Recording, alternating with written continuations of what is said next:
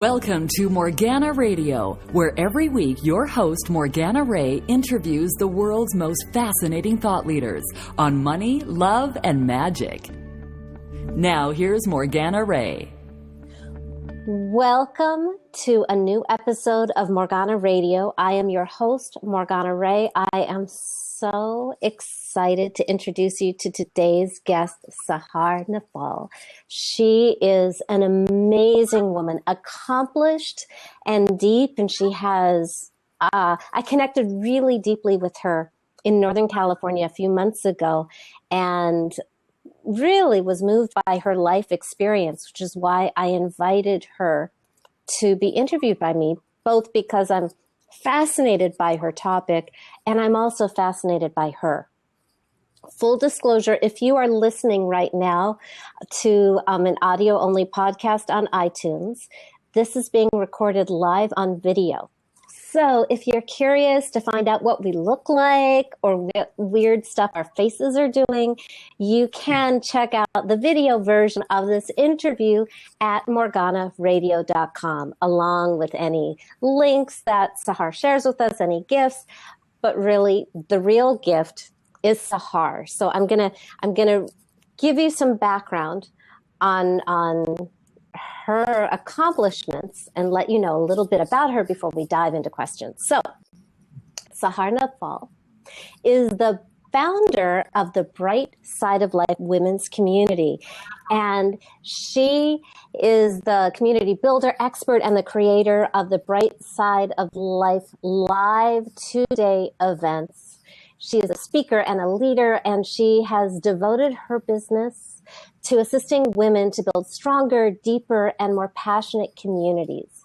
And anyone who's familiar with my work with, my Money Goddess program knows that women need communities. That's one of where men, when they're in stress, they go into fight or flight, women merge, we bond. Communities are essential to our success, and Sahar is a master at creating communities. So more about Sahar. She started her Bright Side of Life community 8 years ago with 6 people in her family room. And now she has over 8,500 members in this community, and they attend monthly gatherings and workshops. I mean, think about that. So those of you who are starting small, this is how big it can get and bigger.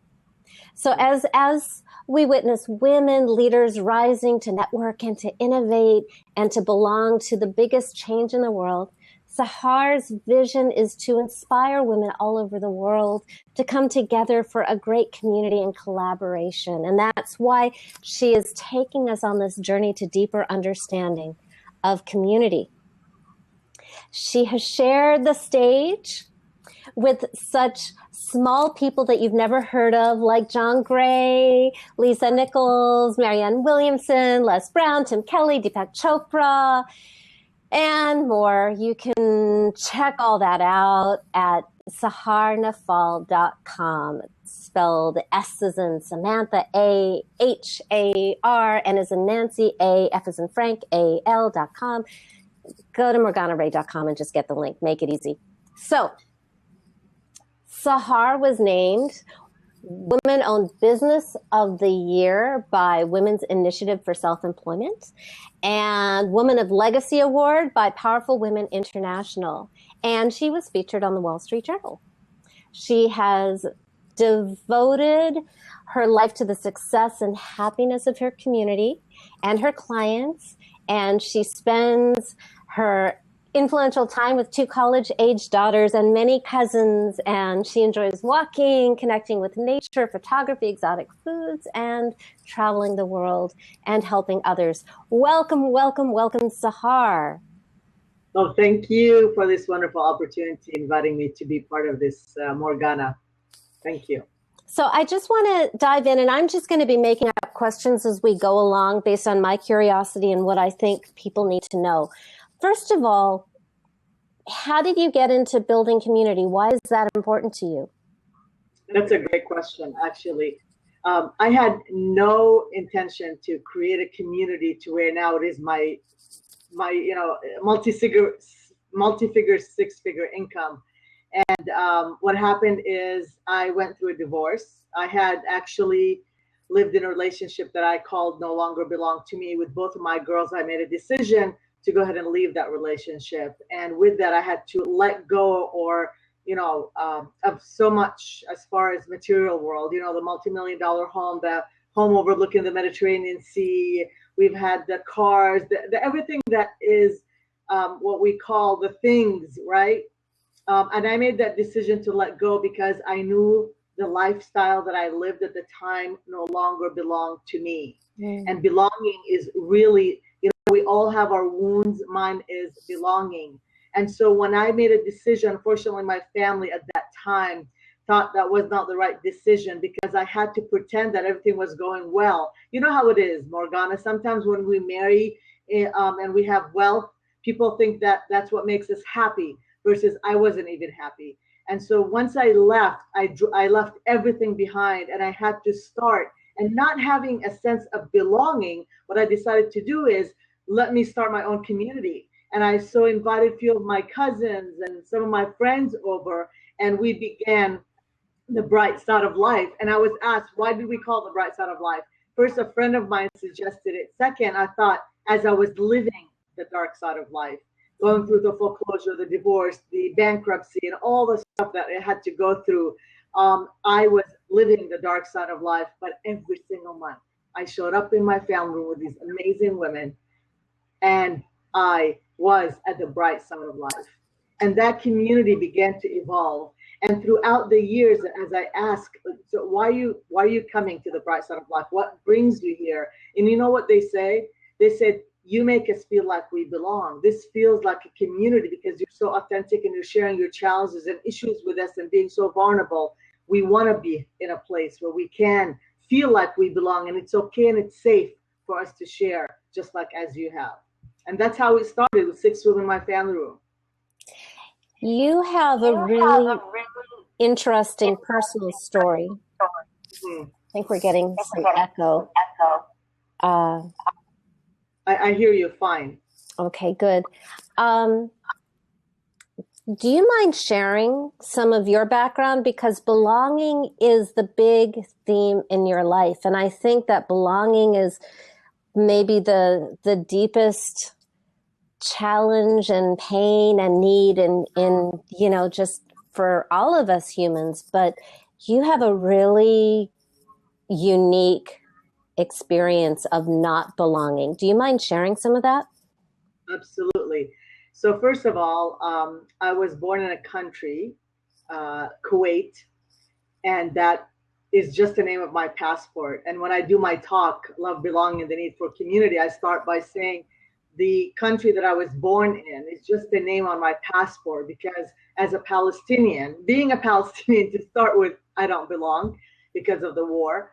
And so born in a country where it's just my name on the passport, there's another sense of lack of belonging. Then my parents moved to Jordan. I went to a Catholic school. My parents are Greek Orthodox, so they didn't practice the same religion, so there I didn't belong. And after that, they thought, let's bring you back from Jordan to Saudi Arabia. Saudi Arabia, at age 11, I had to be veiled, even though I wasn't a Muslim. And of course, being blonde, blue eyes, light complexion, you could imagine, Morgana, I stuck out like a sore thumb. And not only was I Palestinian, I was Christian. I looked different.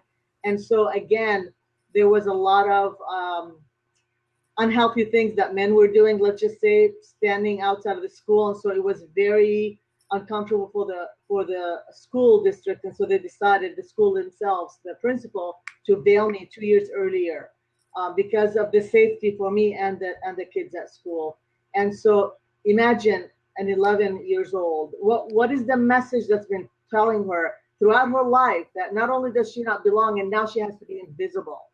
And so I put on that invisible cover, and it became my theme, where everywhere I went was I didn't want to show, and I didn't want to shine my light and my brightness. In fact, during my marriage, it was unfortunately an abusive relationship. I called myself Sarah. Again, it was a veil. because I didn't know who Sahar was. And my former husband had to be in charge and control, and I was invisible, throughout some of the careers that I've had. I just, was very quiet, and I didn't know who I am and what I am, because I didn't feel a sense of belonging. But the beautiful thing is I evolved and continued to do my personal development and work. Even with my family, I never felt like I belonged with my family because I'm so unique and different, in the way I think. And so throughout my life, that it's been on my path is not having a sense of belonging. But the good news is, once I discovered Sahar, what she loves, who she is, her values, and then I learned that I belong. And the beautiful thing, everybody's out there who you think you don't belong, just know nobody determines whether you belong or not. The fact that you are born and you are here in this wonderful universe, that is proof enough that you belong. And no one determines, no school, no government, no one determines whether you belong or not. And once you belong to yourself, you can belong anywhere and everywhere. Wow. So you ended this marriage, which is such a courageous and heroic claiming of yourself for you and your daughters. Yes. And then you started a community. What was that like? So, it was scary. I came from a real estate background. I let go of my real estate license. We did really, really well. We were, in fact, 2%. We were the top 2% of the nation in real estate. So financially it was great. But I knew that again, that even that career didn't belong to me. And I've always loved working with women, empowering women, supporting women, even though I wasn't in the place where I was able to. But I thought to myself, what if I got my life coach? That was my first thing that I've ever done to generate income for myself. So I got my life coach certification and business certification, and I began doing a little bit life coaching, some business coaching for realtors, because that's the industry that I was in at the time when I was married. And so when I first started, obviously it wasn't like, it was just, hey ladies, let's come together every month. It wasn't a business plan, or I didn't think of it as something that I eventually will be my career or business, because I was still searching, well, what is it that I'm supposed to be doing, right? Every single month.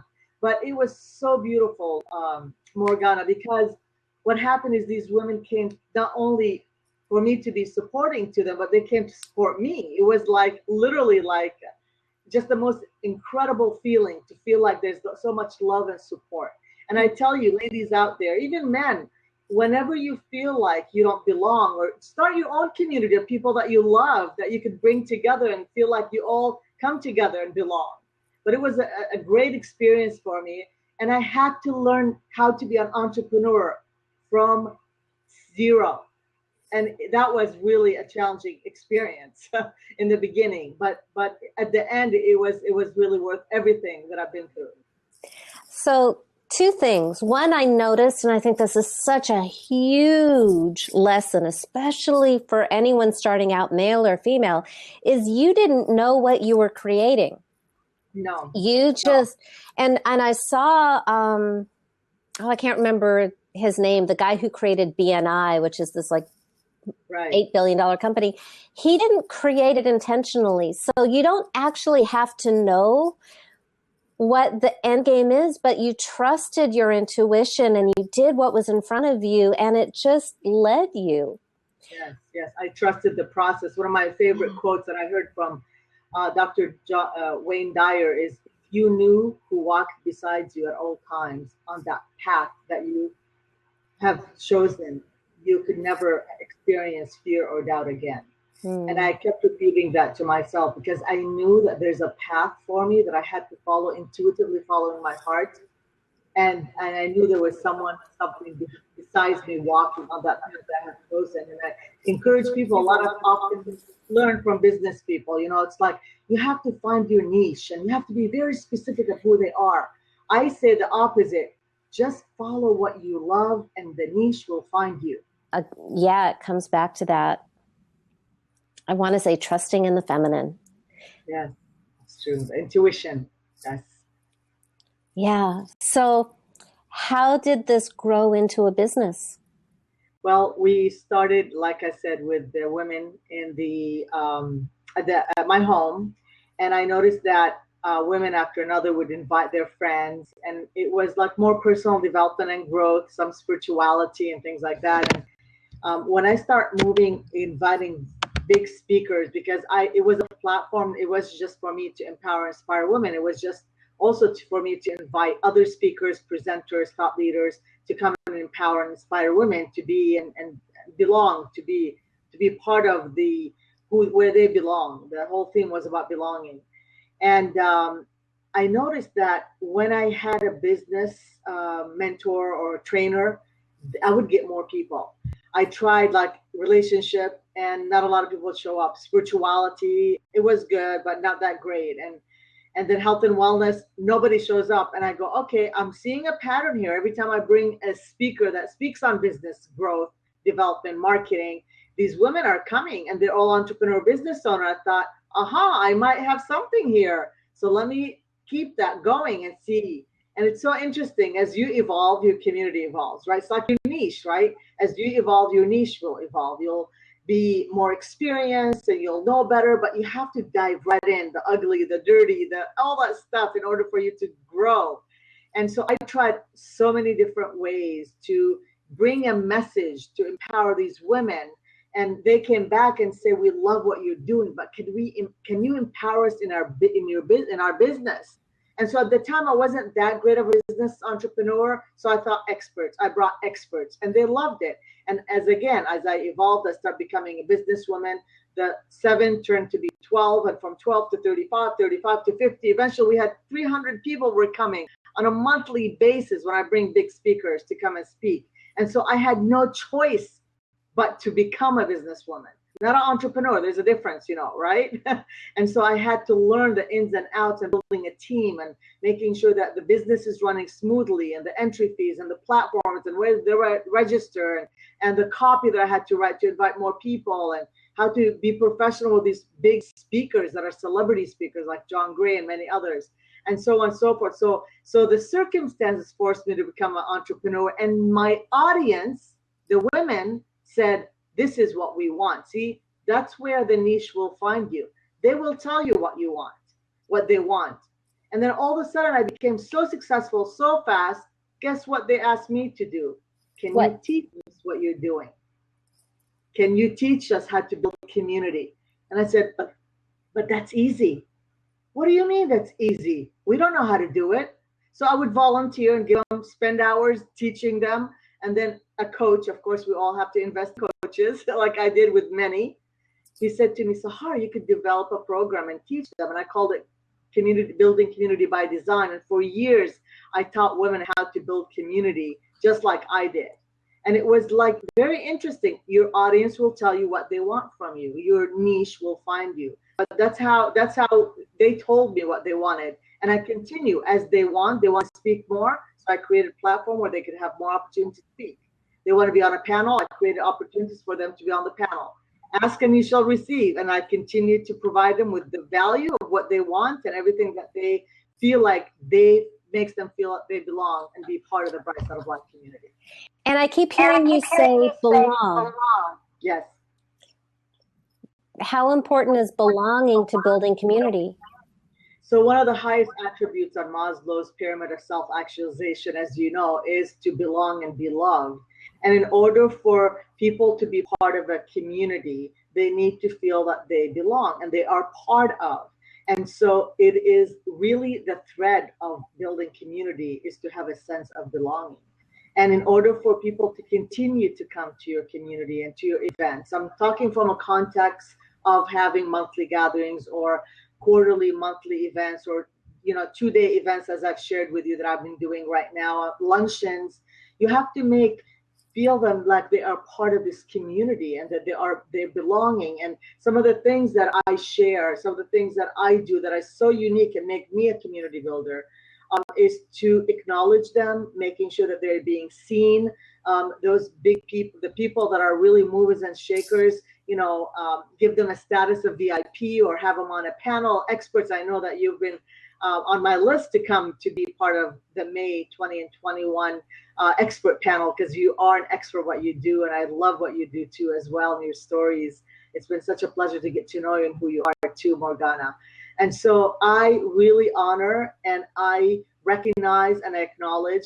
And then, for example, right in the midst of me speaking on stage, and you know how people come in late to the events, I just literally stop and I say, "Hey, Morgana, welcome. How are you? Come on down, find a seat." Like you become authentic. It's like, this is your home. Come and hang out and let's play and let's have fun. And just know that they are acknowledged and recognized. Like if they are, they do a service for me, like my massage therapist or the person who does my facials, or any of the people, my health and wellness coach, any of these people that are part of the community, I'm constantly plugging them in. I'm constantly telling them, people, like, you got to go to her, go to her. Again, building that weaving what you want them to feel, like the sense of belonging, be part of the community rather than just being on stage and just talking. I know you know what I'm talking about. You go to these events and I'm bored to death now. I don't want to judge anyone, but I am just so bored and I don't feel like I'm being seen, right? And also a way you could make them feel like they belong. One of the things that I love doing before every break, before every lunch, and I say to them, make sure you come up to me and give me a big hug. And if you're brand new, make sure you come up and meet me. I want to meet you, because sometimes there's hundreds of people and you don't have time to really meet the new people, go on a deeper level. And I make sure they come and meet me. I do also reward the people that are coming for the first time. I give them free passes, or give them, I have them come up and light the candles. We do a gratitude candle. Again, you as a leader in your events, you need to make sure that you know how to navigate energetically the audience and know exactly when and how to touch, acknowledge, and communicate with the audience, and yet still hold your position as a leader. That is the trick right there. That is the magic of making people wanting to continue to come and be part of your community. I'm just thinking that for some people, this notion of building your own tribe might be really scary. Like, what if I throw a party and nobody shows up? Yes. What do you recommend? So one of the biggest mistakes that people do, and when I used to teach community building by design, I did trainings and one-on-one coaching or what have you all over, I mean, nationally, internationally, what I've realized is people give up too soon, you see? And so the first event, they might get 3 or 4 or 5 people. Second event, maybe they'll get 15 or 20. The third event, they'll get 2 or 3 people, and they go, okay, nobody's coming. Consistency is king, and you know that, Morgana, right? You have to stay the course. If you feel like this is something you want to do, you want to lead your own community, you want to do your own events, you have to stay the course. You have to trust the process and know that the path that you have chosen is the one that you need to stay on. It's, when they're telling you out there that you could become a millionaire doing events, or we promise you this is BS. Sorry, with all my respect to all the trainers. It takes time. You really need to work on your business and stay the course. In addition, there's so many different ways that you could invite people to help you and support you. One of the things, obviously, us women do, Morgana, is what? We do things on our own, but we can't. We have to engage other people in our community who do the same thing in order for us to grow and support one another. And one of the things that I really love to do is to invite other women who are in community to be part of my community, honoring them, giving them the red carpet treatment, inviting them to be on the panel, having them come and bring their flyers, having a table for them, making sure that they are being seen, acknowledged, and recognized, and being honored as women in the community. And I continue to do that year after year. And you know what happens now? When I show up at their events, I don't have to say a single thing. They honor me. They invite me on their stages. They're constantly calling me, Sahar, you've been such generous soul with us. We want to make sure to do the same thing to you. And that cut my work in half. Beautiful. So reach out to others and ask for support. So let's say I put in all this effort to build my community and do my live events and have people belong and keep coming back. How does that turn into money? Good question. So one of the business models that I used to have is having monthly events with speakers that come and speak. And recently I've realized that doing as we grow, my community has grown, my events has grown, it's become really a challenge where every single month was just too exhausting. So I thought to myself, just recently, end of last year, I made a decision where I have to shift again. When you know that there has to be a shift in your business, there's going to be growth. You're going to have to change your business model. Now, what I do is I do 3 events a year only. There are 2 days events in January, May, and September. And the way I make my money now, the business model that I have, and some of you may be very interested in learning more about how you could monetize with other people's gifts. And so there's ways of making money with the entry fees, and there's different level of entry fees. You could start at $49 and move up all the way to $500. Again, the VIP seating, the different layers of entry fees. There's another way of doing sponsorship and vendor opportunity. That really brings in thousands of dollars, generating income if you know exactly what you need to do. The best part is inviting people to work with you. So you invite them to a complimentary session or offer your services from the stage. But my ultimate favorite, you want to hear what? What? When I invite other dynamic speakers to speak on my stage and I share 50-50 percent. I make anywhere between 10,000 up to 100,000 sometimes just from them speaking. And the best part is I get 50% and they get to do all the work afterwards. That's what I love. So I'm moving actually towards that because there's so many amazing speakers out there. So there's about 5 to 6 different ways of making money when you do events and generating income. And it become, like I said, multi-6-figure income, earning multi-6-figure income for me. And I continue to grow that kind of in this business. What is your most effective way? Because you are getting some big names and you're getting, for me, I'm going to be flying up to Northern California the day after I get home from my goddess retreat, leading my goddess retreat in Bali. What is your secret sauce for getting people to say yes to you? So I'm going to ask you, why are you saying yes to me? I would say we have a relationship. Yes. The topic, which is about money and spirituality, is so, what I'm passionate about. And it sounds to me like you're going to have a really big room of my people. Yes, exactly. That's exactly it. Knowing my niche, knowing your niche is very, very important. You are my typical perfect niche, right? So entrepreneurs, business owners that are movers and shakers, 6 to 7-figure income, 8-figure income even, that want to brand themselves to a community of people. It's so easy. You get to come, you get to be on the panel, right? And you get to share your expertise. We give you an opportunity to have people sign up with you with whatever it is. All you have to do is just show up and be brilliant. And so people like you, business owners that are brilliant and smart, they know exactly how they benefit and know the value would be the good fit, you see? And so first of all, I reach out to people and I have talks with them and chat with them and I tell them about my business model. And because I know my niche market and I know what it is that they're really wanting, I have a solution for their problem. Yes? Their problem is to be in front of people that have never been before. Their problem is they don't have stages that they could share freely and make an offer freely. So I found the gap between all the training that people are teaching, and they're teaching you to go out there and find the stages. And most of these stages don't even allow you to even share your business. Just come and give us some value and some takeaways and just leave. Versus the bright side of life is open, because I work through my money issues. And I know that's something that you really teach. I've worked through my money issues, and I am so comfortable with asking what my value is. And so I tend to attract people that are so comfortable with asking what their value is and to be on the stage. So again, knowing your niche, who they are, what they're craving, what their problem, and finding a valuable solution that you could offer them so it could be an easy yes. Make a match.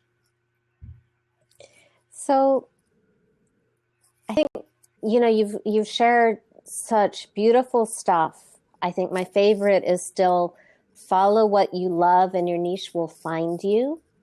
How important it is to really be good with your own value, and that changes the way people respond when you ask. and you're providing so much value. What would you say, what is the advice that you would give to yourself, knowing what you know now? What is the advice you would give to yourself when you were starting out? Be patient and stay the course, really. Often, so many times, I just want to forget it. I don't want to do this anymore. It's too tiring, too exhausting. And I would give myself is to continue ask for support. I can't be a superwoman. Thank you for bringing that up. That, by the way, that's huge. What do you do when you're exhausted and then you just want to quit? What do you do? I no longer do that. I am so passionate right now because I finally found the right business model. One of the things to keep me going and have this vibrant energy, of course, I eat healthy. I have an amazing, healthy community of women that are supporting. I have 10 women that are so amazing. They know at any given time, if I want to discharge, I want to talk, I want to share, they're there to just listen, because I am too someone that will listen. I do my massage regularly. I do chiropractor every single week. I do spas all the time. My manicure, my pedicure. I mean, all these women, things that us women neglect, I do. I shop for me, and I reward myself when I do something very special. I'm taking care of Sahar, and I'm saying no more often. That's a huge one for me. I don't say right away no. What I say, is it okay if I think about it?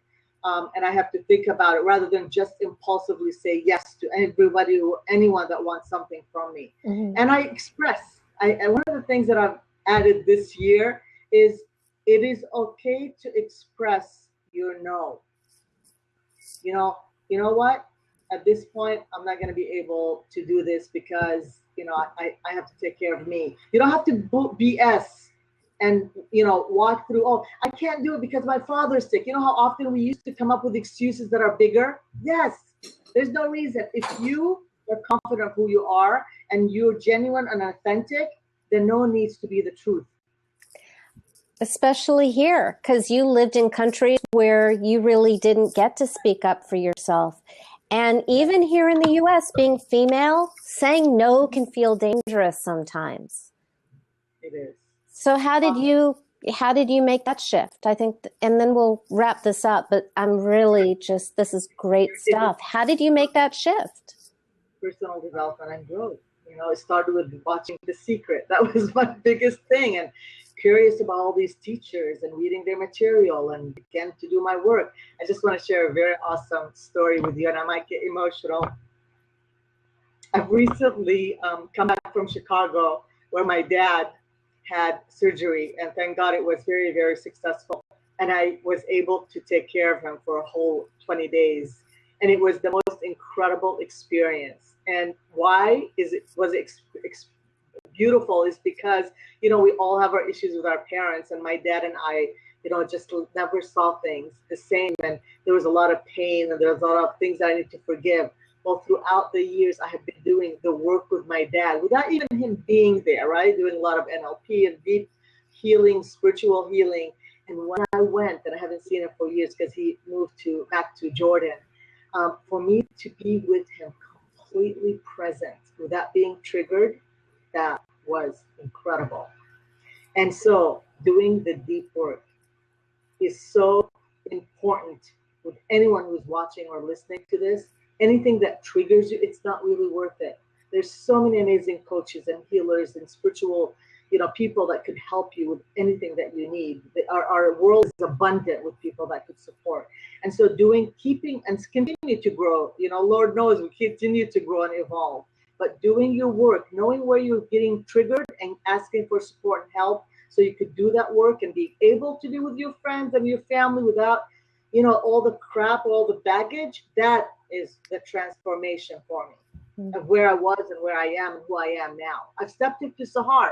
Sahar means dawn, early in the morning when the sun rises.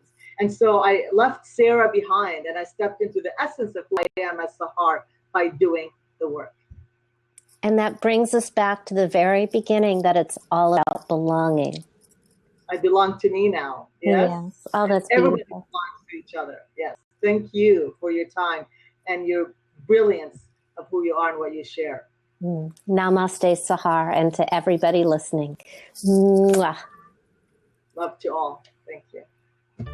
That concludes our conversation for today. You can get all the links that we talked about and lots of resources at morganaradio.com. And as always, if you like what you heard, I would like to invite you to subscribe to the Morgana Radio podcast. Your instructions on how to do this are also at morganaradio.com. That's it for now. I will see you next week with another fascinating guest expert on Morgana Radio.